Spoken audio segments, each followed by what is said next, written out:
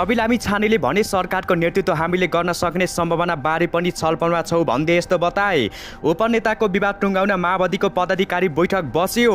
नागरिकता विवादबारे छलफल गर्नुपर्छ गगन थापाको भनाई। सांसदको शपथ लिएपछि महामन्त्री शर्माले भने राजनीतिमा नयाँ जन्म लिएकै हुँ भन्दै यस्तो बताए।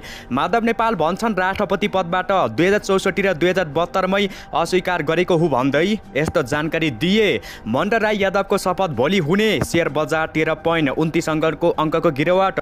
मध्य प्रदेशको मुख्यमन्त्रीमा हाम्रो दाबी स्वाभाविक रहेको सीके राउतको भनाई। गठबन्धनबाटै सरकार बन्छ प्रधानमन्त्री बारे छलफलमा छौँ प्रचण्डको भनाई। राजेन्द्र पाण्डेले शपथ प्रतिनिधि सभा सदस्यको मुख्यमन्त्री प्रदेशको यस्तो चुनौती। संसदीय दलको नेता छान्न अघि पदाधिकारी बैठक बस्दै माओवादी। बारले भने प्रधान न्यायाधीशका कारण न्याय सम्पादन सन्तोषजनक रहेको बताए। नयाँ सरकारको प्राथमिकतामा देशको आर्थिक विकासमा केन्द्रित हुनुपर्छ गृहमन्त्री बालकृष्ण खाँडको भनाई। निर्वाचन प्रणालीमा आवश्यक सुधार गरिने निर्वाचन आयुक्त दिनेश कुमार थपियालको भनाई। सरकार हाम्रो प्राथमिकतामा होइन आवश्यक भन्यो भने त्यही बेला छलफल हुन्छ राजेन्द्र लिङदेनको भनाई। नागरिकता र पासपोर्ट विवादबारे सांसद रविले भन्छन् अदालतले शपथ ग्रहण गर्न नरोक्नु भन्दै यस्तो बताए। राप्रामा थपिए महामन्त्री सहित रविन्द्र मिर्सा पक्षका 40 केन्द्रीय सदस्य। प्रतिनिधि सभाका नवनिर्वाचित सांसदले शपथ लिए। लोगो पनि लगाए। राष्ट्रपति भण्डारीले औद्योगिक प्रदर्शनी उद्घाटन गर्न बुटबलमा पुगिन्। अब हेर्नुहोस् पुरा समाचार।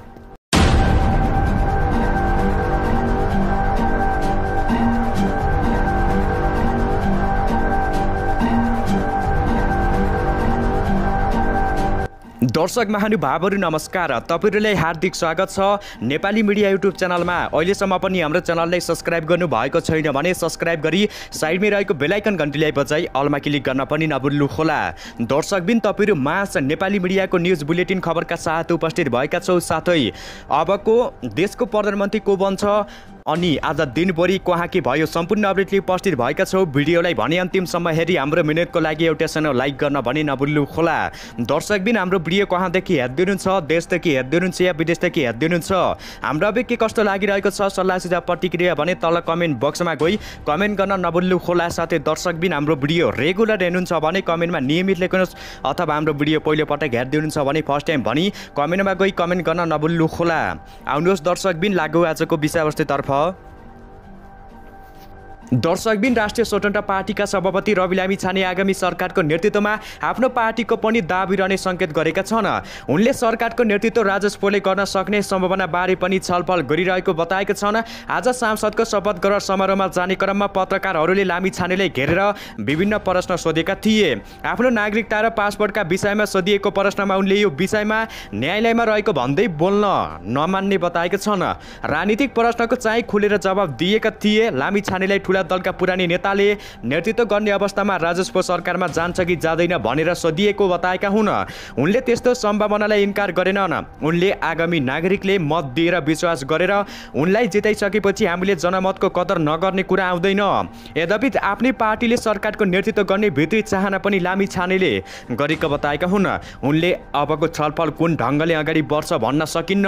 हामीले सरकार बनाउन पुग्ने जनमत त छैन। यद्यपि कसैले पनि बहुमत नआएको पक्षमा चौथो ठुलो दलको हैसियतमा कुनै ढङ्गबाट हामीले नेतृत्व गर्न सक्ने अवस्था रहन्छ कि भन्नेलाई पनि छलफलको विषय बनाएका छौँ भन्दै बताएका हुन्। दर्शकबिन यद्यपि जनताका आधारमा ठुला राजनीतिक दलले नै सरकार चलाउने पहिलो हक राख्ने उनको भनाइ थियो। राजनीतिक दलहरू अनिरायको बन्दी बन्न नहुने लामिछानेको जोड रहेको छ। दर्शकबिन यसै गरी आउनु सभाको खतर्फ लागौ। दर्शकबिन नेकपा माओवादी केन्द्रको पदाधिकारी बैठक पार्टी कार्यालय पेरिस डाँडामा जारी रहेको छ। बैठकमा सत्ता समीकरण, संसदीय दलको नेता उपनेता चयन र भावी रणनीतिबारे छलफल भइरहेको बताएका छन्। संसदीय दलको बैठक बस्नु अघि पदाधिकारी बैठक बसेको हो। माओवादी केन्द्र संसदीय दलको नेतामा पुष्पकमल दाहाल प्रचण्ड चुनिने निश्चित देखिएको छ। उपनेतामा भने वर्षमान पुन अन्ततः जनान्त शर्माको दाबी रहेको छ। संसदीय दलको बैठक सिंहदरबारमा माओवादी संसदीय दलको कार्यालयमा डाकिएको बताएका हुन् भने दर्शकबिन नेकपा माओवादी केन्द्रको पदाधिकारी बैठक पार्टी कार्यालय पेरिस डाँडामा जारी रहेको छ। बैठकमा सत्ता समीकरण, संसदीय दलको नेता उपनेता चयन र भावी रणनीतिबारे छलफल भइरहेको बताएका हुन्। संसदीय दलको बैठक बस्नु अघि पदाधिकारी बैठक बसेको बताएका हुन्।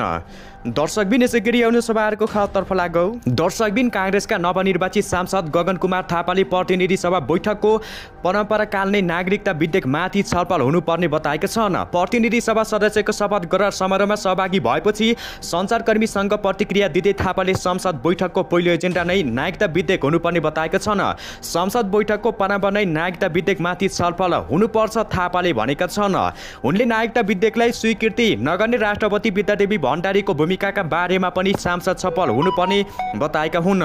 राष्ट्रपतिले मनको आधारमा ठिक बेठिक भन्ने आधार छैन, उनले संसद र मन्त्री परिषदले गरेको निर्णयले सदर गर्नुपर्छ थापाले बताएका हुन् भने दर्शकबिन काङ्ग्रेसका नवनिर्वाचित सांसद गगन कुमार थापाले प्रतिनिधि सभा बैठकको परम्पराकाल नै नागरिकता विधेयकमाथि छलफल हुनुपर्ने जानकारी दिएका हुन्। छलफल हुनुपर्ने जोड दिँदै प्रतिनिधि सभा सदस्यको शपथ ग्रहण समारोहमा सहभागी भएपछि सञ्चारकर्मी संघ प्रतिक्रिया दिँदै थापाले संसद बैठकको पहिलो एजेन्डा नै नागरिकता विधेयक हुनुपर्ने बताएका छन्। संसद बैठकको परम्परा नै नागरिकता विधेयकमाथि छलफल हुनुपर्ने थापाले जानकारी दिएका हुन्। दर्शकबिन यसै गरी आउनु सभाहरूको खबरतर्फ लागौ।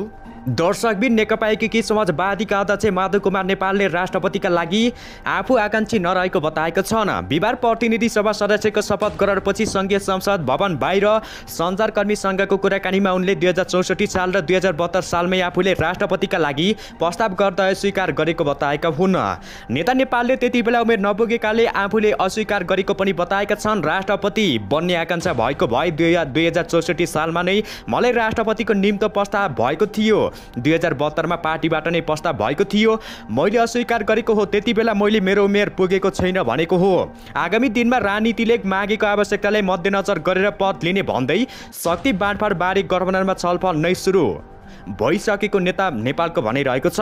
हामीले छलफल प्रारम्भ गरेकै छौँ। नेता नेपालले गठबन्धन कायम रहने पनि बताएका छन्। उनले भने यो गठबन्धन कायम रहन्छ, पावर सेयरिङ सिद्धान्तको आधारमा परिस्थितिले माग गरे बमोजिम हुनेछ। अध्यक्ष नेपालले आवश्यक परेको खण्डमा सबै पदका लागि आफू तयार रहेको पनि जिकिर गरेका छन्। दर्शकबिन यसै गरी आउनु सभाहरूको खबरतर्फ लागौ। दर्शकबिन नेकपा माओवादी केन्द्रका अध्यक्ष पुष्पकमल दाहाल प्रचण्डले अहिलेकै सत्ता गठबन्धनबाट सरकार बन्ने बताएका छन्। पहिलो कार्यकालको प्रधानमन्त्रीको भन्ने बारे छलफल चलिरहेको बताएका छन्। बिहिबार प्रतिनिधि सभा सदस्यको शपथपछि पत्रकारसँग लक्षित प्रतिक्रिया दिँदै प्रचण्डले गठबन्धनको सरकार बन्ने बताएका छन्। प्रतिनिधि सभा र प्रदेश सभाको चुनाव शान्तिपूर्ण रूपमा सम्पन्न भयो, सबै प्रतिक्रिया सहज ढङ्गले भयो। आज शपथ पनि राम्रोसँग बढी उत्साह भयो, सरकार पनि त्यसै गरी बन्छ र काम अगाडि बढ्छ प्रचण्डले बताएका छन्। पहिलो कार्यकालको प्रधानमन्त्री तपाईँकी शेरबहादुर देउवा भन्ने पत्रकारको प्रश्नमा प्रचण्डले यस्तो बताएका हुन्। हामी छलफलमा छौँ भन्दै जानकारी दिएका हुन् भने दर्शकबिन नेकपा माओवादी केन्द्रका अध्यक्ष पुष्पकमल दाहाल प्रचण्डले प्रधानमन्त्री पहिलेको भन्ने बारे सल्लाह भइरहेको बताएका छन्। संसद भवन नयाँ बानेश्वरमा बिहिबार सञ्चारकर्मीसँग कुरा गर्दै प्रचण्डले गठबन्धनको नेतृत्वमा सरकार गठन हुने भन्दै प्रधानमन्त्रीका लागि बारेमा सल्लाह भइरहेको बताएका छन्। शान्तिपूर्ण र छलफल रूपमा निर्वाचन सम्पन्न भएको र शपथ ग्रहण पनि उत्साहपूर्ण ढङ्गले भएकाले सरकार पनि त्यसै अनुरूप बन्ने र काम गर्ने प्रचण्डको भनाइरहेको छ। यस्तै काङ्ग्रेस नेता रामचन्द्र पौडेलले शक्ति बाँडफाँडको विषय टुङ्गिने बाँकी रहेको बताएका छन्। गठबन्धनको बैठक बसेर सबै कुरा टुङ्गाउने समेत बताएका हुन्। दर्शकबिन यसै गरी आउनु सभाहरूको खबरतर्फ लागौ।